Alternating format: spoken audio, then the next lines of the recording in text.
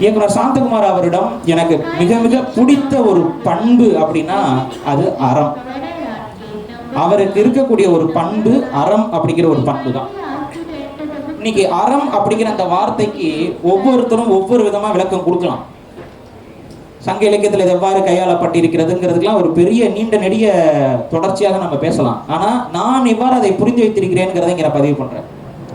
நமது செய்கை, நமது செயல், நமது பேச்சு, நமது வாழ்க்கை பலருக்கும் நன்மை செய்யும் விதத்தில் நாம் யாருக்கும் தீமை செய்யக்கூடாது என்ற எண்ணத்தில் நாம் நடந்து வாழ்வதுதான் ஒரு அறமான வாழ்க்கை அப்படிங்கிறது நான் புரிந்து கொண்ட ஒரு விஷயம். அந்த அடிப்படையில் சாந்தகுமார் அவர்களுடைய இந்த படங்கள் அனைத்தும் இந்த அறத்தை மையப்படுத்திய படங்களாகவே இதுவரை அவர் பதிவு செய்து கொண்டே வருகிறார். ஒவ்வொரு இயக்குனருக்கும் தான் ஒரு நல்ல பணம் சம்பாதிக்கக்கூடிய இல்லை ஒரு பொருளாதாரத்தை ஈட்டக்கூடிய ஒரு படத்தை பண்ணணும், பெரும் வெற்றி படம் பண்ணணுங்கிற எண்ணம் இருக்கும். அது தவறு இல்லை. ஏன்னா இந்த வணிக உலகத்தில், இந்த வணிக கட்டமைப்புக்குள்ள ஒரு இயக்குனர் அவ்வாறு தான் தன்னை தக்க வைத்துக் கொள்ள வேண்டும். ஆனால் இயக்குனர் சாந்தகுமார் அவர்களுக்கு அதைவிட ஒரு படி நம்மால் இந்த சமூகத்திற்கு ஏதாவது ஒரு நன்மை செய்து விட முடியாதா திரைத்துறையின் வாயிலாக அப்படிங்கிற ஒரு எண்ணம் மேலோங்கி இருப்பது அவருடைய ஒவ்வொரு படத்திலையும் வெளிப்பட்டு கொண்டே இருக்கிறது. அந்த படங்களுடைய கதாபாத்திரங்களை அவர் வடிவமைப்பதுமே சமூகத்தால பெரிய அளவு குழப்பமாக வைக்கக்கூடிய கதாபாத்திரம், நம்ம தவறாக புரிந்து கொண்டிருக்கக்கூடிய கதாபாத்திரங்களை அவர் அந்த படங்கள்ல எடுத்து கொண்டு அந்த குழப்பங்களை நீக்கக்கூடிய ஒரு விஷயத்தை அவர் தொடர்ச்சியாக அந்த படங்கள்ல கையாளுறார். ரசவாதி படத்தை பொறுத்த வரைக்கும் அவருடைய எனக்கு ரொம்ப பிடிச்ச ஒரு விஷயம் என்னன்னா, ஒரு கதாநாயகனை இது வரைக்கும் நீங்கள் நம்ம நிறைய இடத்துல பார்த்துருப்போம். ஒரு கதாநாயகன்னா ஒரு அழகான ஒரு அறிவான எல்லாரும் ஒரு 100-150 பேரை சரமாரியாக அடிக்கக்கூடிய, அது பறந்து தாக்கக்கூடிய இந்த மாதிரி இந்த மார்வல் காமிக் புத்தகங்களில் வரக்கூடிய கதாபாத்திரங்களை அப்படியே தமிழாக்கம் பண்ணி தான் எடுத்துட்டு இருப்பாங்க. இதுதான் கதாநாயகனுக்கான பண்பாக தமிழ் சினிமா பல இடங்கள்ல கொண்டு போய் சேர்த்துருக்கு. ஆனால் இவருடைய கதாநாயகன் நடந்து வரும்போதே ஒரு தட்டி நடந்து வருவார். அடுத்து அவருடைய அந்த ஒரு நடையிலையும் அவருடைய ஒரு செய்கையிலையும் ஒரு முதிர்ச்சி தெரியும். அவர் அப்படியே ஒரு எல்லாரும் அடிச்சு துவம்சம் பண்ற நபர் மாதிரிலாம் இருக்க மாட்டாரு. மாறாக தனக்கு சுற்றி இருக்கக்கூடிய அனைவரையும் அரவணைத்து போகக்கூடிய ஒரு எண்ணமும் அவர்களுக்கு ஒரு நல்ல வழிகாட்டக்கூடிய ஒரு தன்மையும் கொண்டவரை இவர் கதாநாயகனாக வைக்கிறார். ஒரு சமூகத்திற்கு தலைவன் எத்தகைய தன்மையோடு இருக்கணுமோ அத்தகைய தன்மையை இவர் ஒவ்வொரு படத்திலும் அவருடைய கதாநாயகனுக்கு வைக்கிறார். இது எனக்கு இந்த அரங்கத்துல எனக்கு அழைப்பு கொடுக்கும் போது என்ன சொன்னாங்கன்னா, அரசியலை தவிர்த்து விடுங்கள் அப்படின்னாங்க. அரசியலை தவிர்த்து எதுவுமே உலகத்துல இல்லை. அதனால அதான் பேரெல்லாம் சொல்லாம ரொம்ப எவ்வளவுக்கு எவ்வளோ இதாக சொல்லணும் அதெல்லாம் சொல்றேன். அப்ப மிக மிக முக்கியமாக அவருடைய ஒவ்வொரு கதாபாத்திரத்தையும் அவர் கையாண்டு இருந்தாரு. அதுல ஒரு சித்த மருத்துவரை ஒரு கதாநாயகனாக கொண்டு காட்டிய விதம் எனக்கு உண்மையிலேயே ரொம்ப மகிழ்ச்சியாக இருந்தது. அதை காட்டியதோடு மட்டும் அவர் விட்டுவிடவில்லை. ஒரு சித்த மருத்துவருக்கு இந்த சமூகத்தில் என்னென்ன முத்திரைகள் குத்தப்படுகிறதுங்கிற அந்த வழியை இவர் எவ்வாறு உணர்ந்திருக்கிறார். ஒருவேளை இவர் சித்தர் போன்ற ஒரு வாழ்க்கையில் இருக்கிறனால அதை உணர்ந்துட்டாரா என்னன்னு தெரியல. ஆனா அவர் உணர்ந்திருக்கிறார். அந்த உணர்வை அந்த படத்தினுடைய ஒவ்வொரு காட்சியும் அவர் வெளிப்படுத்துவார். அதுல ஒரு நல்ல காட்சி ஒன்று இருக்கும்.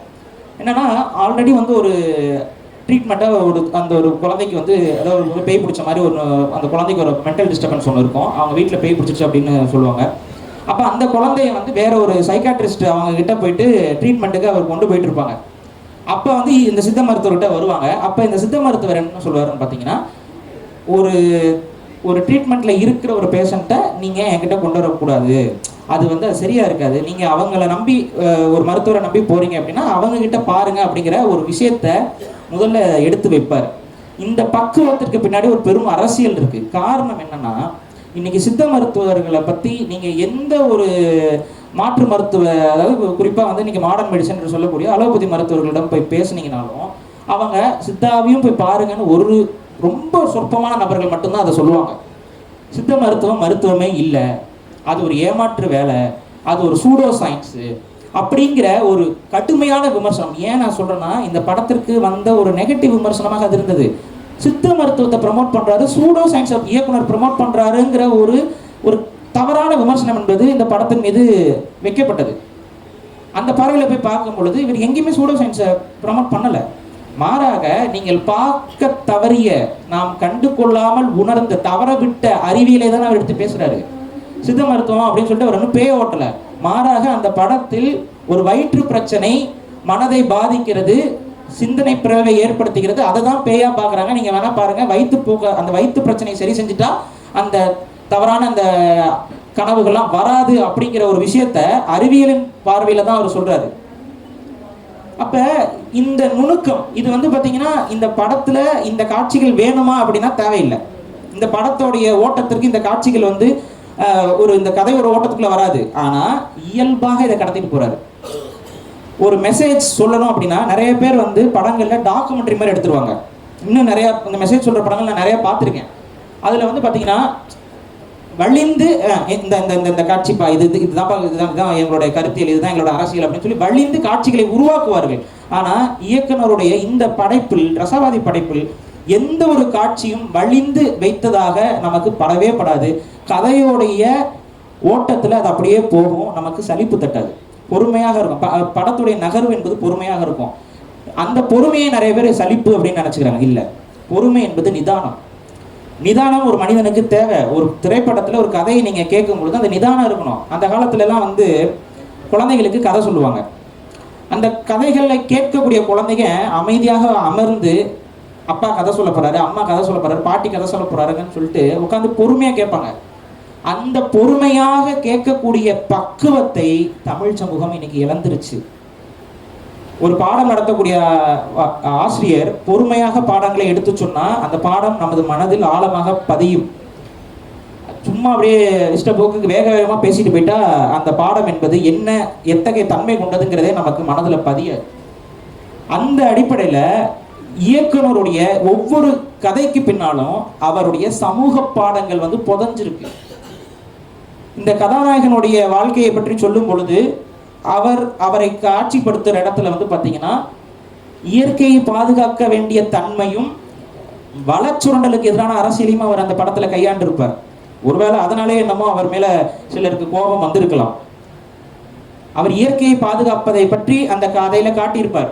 நமது மண் வளம், இயற்கை வளம் பறிபோகிறது, பறிபோகி கொண்டிருக்கக்கூடிய அந்த இயற்கை வளத்தை தமிழ் சமூகம் நமக்குள்ள சண்டை போட்டுக்கிட்டு, அந்த ஊருக்காரங்களுக்குள்ள சண்டை போட்டுக்குவாங்க. தனிப்பட்ட இலக்குகளை பார்த்து கொண்டு அவங்களுக்குள்ள சண்டை போட்டு அவங்க ஒட்டுமொத்த ஊரையுமே அழிக்கக்கூடிய ஒரு இடத்துக்குள்ள போயிட்டு இருப்பாங்க. அந்த இடத்துல இந்த கதாநாயகன் வந்து எல்லாரையும் ஒருங்கிணைச்சு அந்த போராட்டத்தை முன்னெடுப்பார். அப்ப இதுதான் இன்றைய தமிழ் சமூகத்திற்கு தேவை. ஏன்னா இன்னைக்கு நீங்க பார்த்துருப்பீங்க, நம்ம ரசிச்சு பார்த்த பல மலைகள் வந்து இன்னைக்கு கண்ணில் படறது இல்லை. நான் பார்த்துக்கிட்டே இருப்பேன். ஒரு பெரிய பாறை இருக்கும், அழகா இருக்கேன் அந்த பாறை, எத்தனை சித்தர்கள் அந்த பாறையில் நடந்திருப்பார்கள். சில பாறைகளுக்கு மேல, சில குன்றுகளுக்கு மேல பாத்தீங்கன்னா ஒரு சின்னதா ஒரு வேல் இருக்கும். அங்க யாரு அதை வந்து வச்சான்னு நமக்கு தெரியாது. அந்த இடத்துல பாத்தீங்கன்னா கொஞ்சம் அந்த சாமி கும்பிட்றதுக்கான பொருட்கள்லாம் வச்சிருப்பாங்க. ஒரு சில நேரங்கள்ல ஒரு காஞ்சி போன வாழையிலையும் ஒரு சின்ன படையிலும் இருக்கும். அதுல அந்த படையில வந்து அதுல என்ன வச்சாங்க நமக்கு தெரியாது. ஆனா அதெல்லாம் தின்று அந்த அதுல வைத்த பொங்கலோ இதுவோ காஞ்சி போய் அந்த பாறையில இருக்கும். அப்பனா அந்த குன்றில் யாரோ ஒருவர், யாருன்னு தெரியாது, குடும்பமா என்னன்னு தெரியாது, யாரோ ஒருவர் அந்த குன்றுல ஒரு தெய்வம் இருப்பதாக நம்பி வழிபட்டு கொண்டிருக்கிறார்கள். அந்த குன்றுகள், பல குன்றுகள் தமிழ்நாட்டில் காணாமல் போய்கொண்டே இருக்கிறது. அதை பற்றிய கவலை இந்த மண்ணையும் மக்களையும் நேசிக்கக்கூடிய ஒவ்வொருத்தருக்கும் இருக்கும். இயக்குனர் சாந்தகுமார் அவருக்கு அந்த கவலை இருக்கு. அதனாலதான் ரசவாதி படத்துல அந்த காட்சிகளை அவர் வைக்க வேண்டிய தேவை என்பது அவர் மனதில் இருக்கக்கூடிய அறம். இன்னைக்கு என்னையும் சாந்தகுமார் அவர்களையும் இணைக்கக்கூடிய பாலம் எது? இந்த அறம் அப்படிங்கிற அந்த விஷயத்தின் மேல இருக்கக்கூடிய நம்பிக்கை தான். தெரிந்தோ தெரியாமலோ அதிர்ஷ்டவசமாக இந்த பதிப்பகத்திற்கு பேரும் அறம் என்றே இருக்கிறது. அது எனக்கு வியப்பாகவே இருந்தது. அது ஒரு விதமான ஒரு ஆன்மீகத்தன்மையாகவே நான் பார்க்குறேன். ஒரு ஒற்றை கருத்தை வந்து நாம் தொடர்ந்து சிந்திக்கும் பொழுது ஒரு எண்ண வரிசையில் நம்மளோட சிந்தனை இருக்கும்போது அந்த எண்ண வரிசையில் இருக்கக்கூடிய பலரையும் அந்த எண்ண வரிசை வந்து ஒருங்கிணைக்கும் அப்படிங்கிற ஒரு நம்பிக்கை என்பது உலகளாவிய பல மதங்களிலும் இருக்கிறது. அத்தகைய ஒரு நம்பிக்கை எனக்கும் இருக்கு, அதை நான் நம்புறேன். அந்த அடிப்படையில் அந்த ஒத்த அலவரிசை தான் எங்களை ஒருங்கிணைக்கிறதோ என்ற ஒரு தேடல் இருக்கு.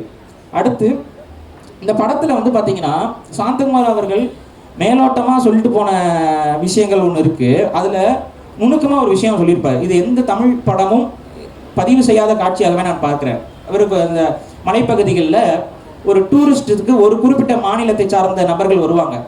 அப்படி வரும் பொழுது அவங்க வந்து பார்த்தீங்கன்னா அந்த பாட்டில் கிட்டெல்லாம் கீழே போட்டு போவாங்க. அப்போ வந்து அந்த கதாநாயகன் வந்து அதை எடுத்து அவர்களிடம் கொடுத்து உங்களோட குப்பையை உங்களோட இடத்துல போட கற்றுக்கோங்க அப்படின்னு சொல்லுவார். இதை வைக்கக்கூடிய தைரியம் என்பது சாந்தகுமார் அவர்களுக்கு தான் இருந்தது. ஏன்னா பாருங்க, இது ரொம்ப தப்பான ஒரு விஷயம். நம்ம வீட்டில் இருக்க குப்பையை நம்ம வீட்டில் தான் அதை ப்ராசஸ் பண்ணணும். நம்ம வந்து பொதுவாக அது யாருக்கும் பாதிப்பு இல்லாதவாறு தான் அந்த குப்பையை வந்து கடத்தணும். ஆனால் சிலருக்கு அது கவலை இல்லை. நம்ம வீட்டு குப்பையை எங்கே வேணாலும் போடலாம், நம்ம மாநில குப்பையை எங்கே வேணாலும் போய் போடலாம் அப்படின்னு சொல்லிட்டு வரம்பு மீறிய செயல்பாடுகள் நடந்து கொண்டு இருக்கிறது. நான் வந்து அந்த மாதிரி ஒரு பகுதியிலிருந்து வரேன். பொள்ளாச்சியில் வந்து நீங்கள் வாரத்துக்கு 2 செய்திகள் பார்க்கலாம். அந்த மாதிரி கோழி கழிவுகள் வந்து கொட்டப்பட்டுருச்சு, மருத்துவ கழிவுகள் கொட்டப்பட்டு. பாருங்க, கோழி கழிவுகள் எந்த அளவுக்கு நாருன்னு உங்களுக்கே தெரியும். கோழி அந்த ரெக்கை இதெல்லாம் போட்டால் அது பிண நாற்றம். அந்த பிண நாற்றம் வந்து அந்த பகுதியில் விவசாயம் நடக்கக்கூடிய பகுதியில் ஏதோ ஒரு இடத்துல வந்து போட்டு போயிடுவாங்க. அப்படி நாரும். அந்த யாருக்கு அந்த நாற்றம், அந்த இடத்துல இருக்க யாரோ ஒரு விவசாயிக்கு அது பெரிய தலைவலியாக வந்து நிற்கும். அவர் என்ன பண்ணுவாருன்னா, அவர் சொந்த செலவில் ஒரு ஜேசிபியை கூட்டிகிட்டு வந்து மண்ணை தோண்டி அவர் அந்த கழிவு எல்லாத்தையும் உள்ளே போட்டு பெட்ரோல் ஊற்றி, அந்த பெட்ரோல் செலவை அவர் தான் பார்க்கணும். அவர் எரிப்பார். எரிச்சு அதுக்கப்புறம் அதை மண்ணு போட்டு மூடுவார். யாரோட குப்பையை நம்ம உட்காந்து செலவு பண்ணிட்டு இருக்கோம்னு பாருங்க. யாரோ ஒருத்தவங்க குப்பை. இது கோழி கழிவு, சரி, அது நாற்றம் அடிக்குது. மருத்துவ கழிவுங்க, மருத்துவ கழிவு. அதுல மனித மலம் இருக்கும், எல்லாம் இருக்கும். இதை உட்காந்து அங்க இருக்க பகுதியில் இருக்கக்கூடிய விவசாயிகள் இதை வந்து அரசாங்கமும் கண்டுக்கல. இது அரசாங்கம் கண்டுருந்துச்சுன்னா இது செய்தி ஆகாதே. அந்த குப்பைகளை கொண்டு வரும் பொழுதே அரசாங்கம் தடுத்து நிப்பாட்டினா செய்தி ஆகாது. ஆனா இதை கேள்வி கேட்பதற்கு இத்தனை திரைப்படங்களில் ஒரு இயக்குனருக்கு தாங்க தைரியம் இருந்துச்சு. ஒரு இயக்குனருக்கு தான் தைரியம் இருந்துச்சு. அவர் வெளிப்படையா அதை போட்டாரு. வெளிப்படையா அவர் அவங்க என்ன மொழி பேசுறாங்க எல்லாமே கரெக்டா காமிச்சு அது மக்களுக்கு புரியும். இதை தான் சொல்றாரு இயக்குனர் அப்படின்னு. இதுதான் அறம். அறம் என்பது அனைவருக்கும் நன்மை தரக்கூடிய விஷயத்தை செய்வதற்கான துணிவு தான் அறம். அந்த துணிவு இயக்குனர் அவர்களுக்கு ரொம்ப ஸ்ட்ராங்கா இருக்கு. அது மட்டும் அல்லாமல் இவர் தனது நம்பிக்கைகளை வெளிப்படையாக சொல்வதில் எந்த தயக்கமும் காட்டுவதில்லை. ஆனால் மற்ற இயக்குநர்கள்ட்ட அந்த தயக்கத்தை நான் பல இடங்களில் பார்ப்பேன். ரொம்ப மைன்யூட்டா மறைச்சு காட்டிட்டு போவாங்க. ஆனால் இவர் வந்து பார்த்தீங்கன்னா, நான் எதை நம்புகிறேன், நான் சித்தர்களுடைய வாழ்வியலை நம்புகிறேன். சித்தர்கள் இந்த மண்ணுக்கு மதங்களுக்கு அப்பாற்பட்டு செய்த தொண்டை, அது ஒரு வித தொண்டு தான். அவர்களிடம் மருத்துவம் இருந்தது, விஞ்ஞானம் இருந்தது, அறிவியல் இருந்தது. அதை அனைத்தையும் இலவசமாக மக்களிடம் கடத்தி சென்றார்கள். அன்னைக்கெல்லாம் அந்த காலத்துல வந்து இந்த மரங்கள் இருக்குல்ல, நீங்க வந்து அரச மரம், அதுக்கு ஏன் அரச மரம், அந்த அரச மரத்துக்கு அடியில் அமர்ந்து இந்த சித்தர்கள் தான் மக்களை வழி நடத்தினார்கள். இன்னைக்கு அங்க நம்ம சாமிகள் வாழக்கூடிய இடமாக, சாமிகள் வாழ்ந்த இடம் தான் அந்த அரச மரத்தடிகள். அந்த காலத்துல மக்களுக்கு தீர்வு கிடைத்த இடம் தான் அவைகள். ஆனா இன்னைக்கு நம்ம சும்மா சாமி கும்பிட்டு தேங்காய் உடைச்சுட்டா போதும் அப்படின்னு நினைக்கிறோம். அது இல்லை. அந்த வாழ்வில் இவருக்கு உணரப்பட்டு இருக்கிறது. அதை எந்தவித சமரசமும் இல்லாமல் அவர் பதிவு செஞ்சுக்கிட்டே இருக்காரு. கவிஞர் அவர்கள் சொன்னது போல அதுல அந்த ஒரு மரத்துக்கு பெரியவரே, அதை நான் மனசுல வச்சிருந்தேன், அவங்க அந்த பாயிண்ட் டக்குன்னு எடுத்து சொல்லிட்டாங்க. பெரியவரேன்னு சொல்லி அந்த மரத்தை வந்து அவர் அழைப்பார். இதுல அந்த உயிர்களுக்கான சமத்துவத்தை வந்து அந்த படம் வந்து காட்டுகிறது. இது இயக்குனருடைய புரிதலின் தன்மையும் அதன் ஆழத்தையும் நமக்கு வந்து புரிய வைக்கும். அந்த ஒரு காட்சி, ஒரு மரம்ங்கிறது மரம் தான். நம்மளை பொறுத்த வரைக்கும் என்ன, ஒரு மரம், அவ்வளவுதான். நம்ம பார்ப்போம், நல்லா இருக்கே, பெருசா இருக்கே, இதுல எத்தனை பெஞ்சு செய்யலாம், எத்தனை மரம் இது செய்யலாம், வீட்டுக்கு உதவுமா, இப்படிதான் நம்ம யோசிப்போம். ஆனா இந்த மரம் எத்தனை வரலாற்றை பார்த்திருக்கிறது. இந்த மரம் யாரெல்லாம், எனது பாட்டன் வாழ்ந்த காலகட்டத்தில் இந்த மரம் உயிரோடு இருந்திருக்கும், எனது பூட்டன் வாழ்ந்த காலகட்டத்தில் இந்த மரம் அந்த நபரை பார்த்திருக்கும், அவர் சுவாசித்த காற்றை அந்த மரம் கொடுத்திருக்கும். இந்த ஒரு உணர்வு இருக்குல்ல, அந்த உணர்வு இயக்குனர் அவருக்கு இருக்கிறனால தான் அதை பெரியவரே, அந்த மரத்தை பெரியவரே என்று அழைக்கக்கூடிய அந்த பக்குவத்தை அந்த படத்துல அந்த நடிகருக்கு கொடுத்திருப்பார். இதுபோல அந்த படத்தை புகழ்வதற்கு அந்த படத்துல இருக்கக்கூடிய ஸ்கிரீன் பிளேவை வந்து வரிசைக்க பேசிக்கிட்டே போலாம். அவ்வளவு காட்சிகள் வந்து அந்த படத்துல கடைசியா வந்துட்டு ஒரு வெள்ளை நாகம் என்பது அந்த படத்துல காட்சிப்படுத்தப்பட்டிருக்கும். அந்த வெள்ளை நாகம் அப்படிங்கிறது வந்து இயக்குனர் என்ன சிந்தனை கொண்டு வைத்தாருன்றது நமக்கு உண்மையிலே தெரியல. ஆனா சித்தர்களுடைய வாழ்க்கை சார்ந்த விஷயங்கள்லாம் அந்த போகரை, குறிப்பா போகரை பற்றி நம்ம படிக்கும் பொழுது போகரோட வந்து ரொம்ப அந்த வெள்ளை நாகம் என்பது தொடர்பு படுத்தி கொண்டே இருப்பார்கள். நீங்க பழனி முருகன் கோயிலுக்கு நீங்க போனீங்க அப்படின்னா அங்க தலபுராணம் எழுதியிருப்பாங்க. அந்த தலபுராணத்துல போகர் இந்த மலையை எவ்வாறு தேர்வு செய்தார் அப்படிங்கும் பொழுது அவர் வந்து ஒரு வெள்ளை நாகத்தை இங்க பார்த்தார் அப்படின்னு. அப்ப இந்த வெள்ளை நாகம் வந்து ஒரு உண்மையா அது ஒரு ஆல்பினோங்கிறது அது ஒண்ணு அது இருக்கு இயற்கையில. பட் ஆனா அது வந்து சர்வே ஆகாது. ஏன்னா வெள்ளையா இருக்கனால எதிரிகள் வந்து பார்த்து இது பண்ணுவாங்க. அப்ப அது ஒரு உருவக நாகம். அந்த வெள்ளை நாகம் என்பது ஒரு உருவக நாகம். இயற்கையில அதனால சாத்தியம் இருந்தாலும் அது சர்வைவல் ரேட் வந்து கம்மி. அப்ப அந்த உருவகம் அந்த வெள்ளை நாகத்திற்கு என்ன அப்படின்னா அது தமிழர்களுடைய ஆதி பேராக இருக்கக்கூடிய நாகர்கள் என்று சொல்லக்கூடிய அந்த மனிதர்கள் வழிபட்ட ஒரு அடையாளம். இன்னைக்கு வரைக்கும் பாருங்க நம்மளுடைய கோயில்கள்ல நம்மளுடைய வழிபாட்டு தலங்கள்ல குலதெய்வ கோயில்கள்ல எல்லா இடத்திலும் நாகம் தான் இருக்கும். அந்த நாகம் என்பது ஞானத்திற்கான ஒரு அடையாளமாகவும் இருக்கிறது. குண்டலினி எழுப்புறது அந்த சித்தர்களுடைய வாழ்வியலுக்கான ஒரு அடையாளமாக இருக்கிறது. அந்த நாகத்தை இவர் என்ன பண்ணியிருப்பார்னா கதாநாயகனை காட்டும் பொழுது அவருடைய காலுக்கடியில் அது பூந்து போறது போல அப்படி இதெல்லாம் வந்து அவருடைய அந்த தெய்வீக தன்மையில அந்த நபர் அந்த தெய்வீக தேடல் கொண்டவர் தெய்வமாகவே மாறுகிறார். இதுதான் தமிழருடைய வாழ்வியல். தமிழரோட வாழ்வியல் வந்து நமக்கு முன்னாடி பேசியவர்களும் சொன்னது போல பறந்து கெடுக உலக ஏற்றியான்னு சொல்லி படைக்கக்கூடிய கடவுளை நாம் எதிர்த்து கேள்வி கேட்டிருக்கிறோம். ஏன்னா இந்த படைப்புல ஒருத்தர் வானத்துல உட்கார்ந்து இது எல்லாத்தையும் படைக்கிறார் அப்படின்னு நீங்க பாருங்களேன். யாருக்காவது வந்து ஒருவருக்கு ஒரு குறைபாடோடு படைக்க தோணுமா? யாராவது ஒருத்தருக்கு இவன் கடைசி வரைக்கும் பிச்சை எடுத்தாண்டா வாழணும் அப்படிங்கிற ஒரு மாதிரி விதியை எழுத வைக்க முடியுமா? அப்படி எழுத வைக்கக்கூடிய ஒரு நபர் மேல வானத்துல அமர்ந்து செய்கிறார் என்றால் அவர் ஒரு சாடிஸ்ட் இல்லையா? ஒரு சாடிஸ்ட் தானே. இவன் பிறந்தல இருந்து துன்பப்படணும், இவன் துயரப்படணும். இதுக்கு நீங்க 1000 விளக்கம் கொடுக்கலாம். மேல ஒருத்தன் உட்கார்ந்து இருக்கிறான், அவன் தான் நம்மளை படைக்கிறான், அவன் தான் நம்மளை இயக்குறான் அப்படின்னு சொல்லும் பொழுது நீங்க 1000 விளக்கம் கொடுங்க. ஆனா அவன் ஒரு கோர மனம் கொண்டவன் அப்படிங்கிறதா நீங்க மறுக்கவே முடியாது. அப்ப அதை வந்து இந்த சித்தர்கள் மறுத்தார்கள். அதனால பறந்து கெடுக்க உலக கேட்டேன். இப்படி ஒரு விதியை ஒருவனுக்கு ஒரு பிச்சை எடுத்து தான் வாழணும்னு ஒரு விதியை ஒருத்தன் உருவாக்கி கொடுக்குறான்னா அவன் பறந்து கெட்டு போட்டுண்டா அப்படின்னு சொல்லி சபிக்கக்கூடிய இடத்தில் தான் தமிழ் அன்று இருந்தது. கடவுளையே நம்ம கேள்வி கேட்கிற மரபு. அது மட்டும் இல்ல, தெய்வத்தன்மைக்கு மனிதன் மேல போக முடியுங்கிற அந்த சிந்தனையும் தமிழர்கள் உருவாக்கிய சிந்தனை. நல்லது செய், மக்களுக்கு நல்லது நினை, தொடர்ச்சியாக நல்ல சிந்தனைகளை விதை, உன்னை பார்த்து வளரக்கூடிய ஒவ்வொருவரும் நல்லவராக இருக்கணும்னு நினை, உன்னை சுத்தி இருக்க அத்தனை பேர் நல்லவர்களாக இருக்கணும்னு நினைச்சுக்கிட்டே இருந்தீங்கன்னா நீயும் தெய்வத்தன்மையில போய் சேருவ அப்படிங்கிற ஒரு விஷயத்த இந்த படத்துல ரொம்ப மறைமுகமா காட்டிப்பாரு. என்ன காட்டிப்பாருன்னா படத்தோட முடிவுல அந்த வெள்ளை நாகம் வந்து அந்த இணையர்களுக்கு நடுவுல பூந்து போற மாதிரி ஒரு காட்சியை படுத்திருப்பார். அப்ப என்னன்னா அந்த அவங்க 2 பேருக்கும் ஒரு தெய்வத்தன்மை என்பது இருக்கிறது, அவர்கள் தெய்வத்திற்கு ஒப்பானவர்கள்ங்கிறத ரொம்ப லைட் நோட்ல வெளிப்படையா சொன்னோம்னா பிரச்சனை வந்துடும். ரொம்ப லைட் நோட்ல புரிஞ்சுக்கோ அப்படிங்கிற மாதிரி ஒரு எடுத்து சொல்லிட்டு போனதாக தான் நான் புரிந்து கொண்டேன் அந்த படத்தில். அதுபோல இந்த ஸ்கிரீன் பிளே நான் நினைக்கிறது உண்டு. சில ஒவ்வொரு இயக்குனரும் ஒவ்வொரு தன்மையில எடுப்பாங்க, அதை நம்ம குறையெல்லாம் சொல்லலை. ஆனா ஒரு சிற்பத்தை வடிப்பதற்கு முன்பு அந்த சிற்ப இலக்கணம் என்பது நமக்கு தெரியணும். ஒரு கட்டடத்தை கட்டுறதுக்கு முன்னாடி அதோடைய அந்த கட்டடத்துடைய ப்ளூ பிரிண்ட் என்பது நமக்கு தெரியணும். அதுபோல ஒரு தரமான திரைப்படத்தை கொண்டு வரணும்னு நினைக்கும் பொழுது அதோடைய முழு ப்ளூ பிரிண்ட் நம்ம கிட்ட இருக்கும். அப்படி ஒரு ப்ளூ பிரிண்ட் அந்த மாதிரி ஒரு கதை, திரைக்கதை, வசனம் எல்லாம் இருக்கும். இவர் என்ன சொல்றாரு, அந்த நேரத்துல எதிரில் இருக்கக்கூடிய நடிகருடைய முகபாவனை என்னவா இருக்கும் அதை கூட ஒரு இயக்குனர் மனதில் வைக்க வேண்டும். அது சில பேர் தவற விட்டுறாங்க. புது இயக்குனர்கள் சில பேர் வந்து என்ன பண்ணிடுறாங்கன்னா ஒரு ரொம்ப சீரியஸான விஷயத்தை ஹீரோ பேசிட்டு இருப்பாரு, அவர் நல்லா தான் நடிச்சிட்டு இருப்பாரு, சீரியஸா பேசிட்டு இருப்பாரு, பக்கத்துல இருக்கவங்களாம் அப்படியே வெறிக்க பார்த்துட்டு இருப்பாங்க. அது நடிக்க தெரியாம இல்லை, அது கவனக்குறைவு.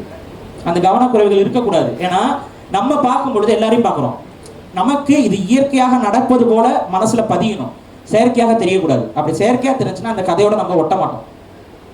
அப்ப ஒரு இயக்குனர் வந்து துணை நடிகர்களுடைய முகபாவனை ஒரு வீரமா ஒரு முக்கியமான ஒரு சூழல்ல சோகமா பேசும்பொழுதும் வீரமா பேசும்பொழுதும் அந்த உணர்வை வந்து நடிகர் வெளிப்படுத்திடுவாரு.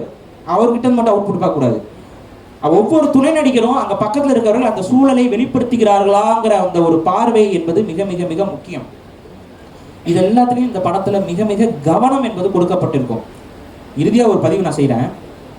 அதை ஏன் அந்த கவனம் இருக்கு அப்படின்னா இப்பதான் எனக்கு புரியுது, இவர் அந்த படம் எவ்வாறு இருக்க வேண்டும் என்கிறத முழுசாவே புத்தகமா எழுதி வச்சுட்டு தான் பண்ணியிருக்காரு.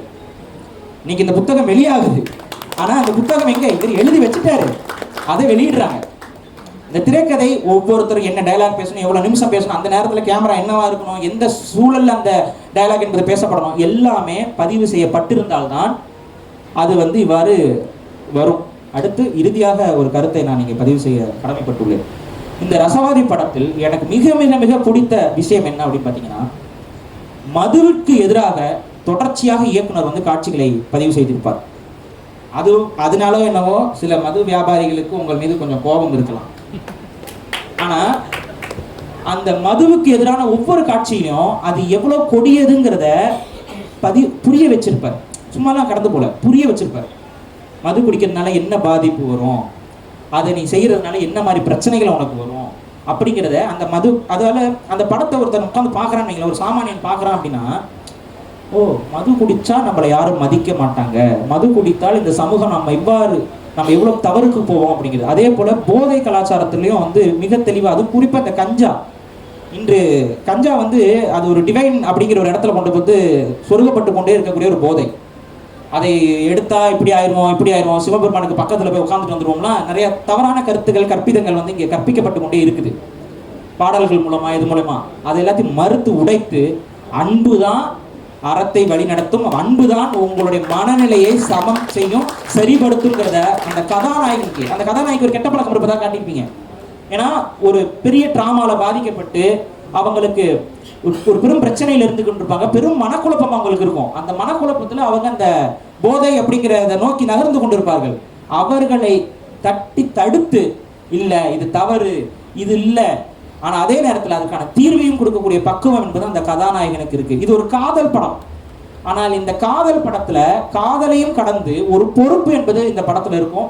அந்த காதலனுக்கும் காதலிக்கும் இரண்டு பேருக்கும் ஒரு பொறுப்பு, ஒரு சமூக அக்கறை, அவங்களுடைய குணங்கள்ல அந்த காதலிக்கு சில பிரச்சனைகள் இருந்தாலும் காதல் அப்படிங்கிற அந்த அன்பின் மூலமாக அந்த பிரச்சனையிலிருந்து அந்த பெண்ணை பாதுகாத்து அந்த பெண்ணுடைய பிரச்சனையிலிருந்து மீட்டெடுத்து ஒரு உண்மையான ஆண்மகனாக இந்த கதாபாத்திரத்தில் கதாநாயகன் நடந்து வருவார். அதுதான் ஒவ்வொரு ஆண்மகனுக்கும் இருக்க வேண்டிய ஒரு கடமையாக பார்க்கிறேன். அதுதான் ஒரு அறம் சார்ந்த ஒரு ஆண்மகனுக்கு இருக்கணும். காரணம் என்னன்னா, இன்னைக்கு வந்து காதல் வாழ்க்கை அப்படிங்கிறது எல்லாமே சுயநலம் சார்ந்ததாக மாறிக்கொண்டே வருகிறது. ஏன்னா தவறான விஷயங்கள் காட்டப்பட்டு கொண்டு, கவர்ச்சி என்பது காட்டப்படுறதுனால காதலுடைய உன்னதம் என்பது தவறி போகிறது. காதல் என்பது ஒரு சாதாரண விஷயம் அல்ல. அது ஒரு நபரை முழுமையாக அக்கறையோடும் அரவணைப்போடும் முழுமையாக ஏற்றுக்கொள்ளக்கூடிய தன்மை தான் காதல். சும்மா ஒரு உடல் கவர்ச்சியோ அழகினாலேயோ பொருளாதாரத்தினாலேயோ வருவது காதல் அல்ல. இந்த படத்துல அப்படி ஒரு உண்மையான காதலை சமூக அக்கறையோடு இயக்குனர் அவர்கள் வெளிப்படுத்தியிருப்பார்.